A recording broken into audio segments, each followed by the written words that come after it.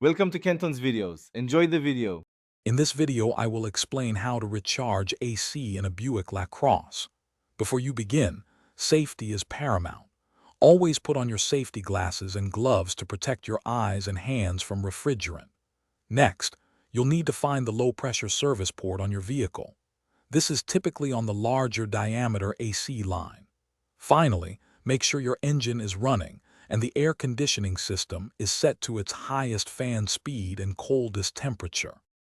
Once you've located the low-pressure port, it's time to connect your AC recharge kit. The quick connect fitting on the hose will only fit the low-pressure port, so you can't accidentally connect it to the high-pressure side.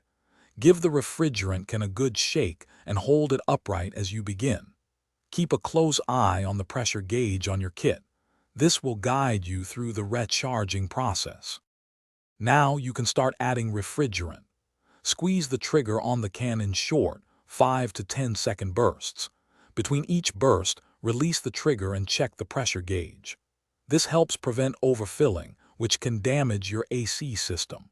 You're aiming for the recommended pressure range, which is typically between 25 and 45 psi on the low pressure side, depending on the ambient temperature. Once the pressure is within the correct range, quickly disconnect the hose from the low-pressure port to minimize any refrigerant loss. Then, hop in your car and test the AC system to ensure it's blowing cold air as expected. If it's not, you might have a larger issue. For a fresh scent in your car, check the description for a link to Little Tree's Black Ice and other great deals. Remember, proper AC maintenance keeps you cool and comfortable on the road. Thanks for watching. Consider subscribing if we helped you.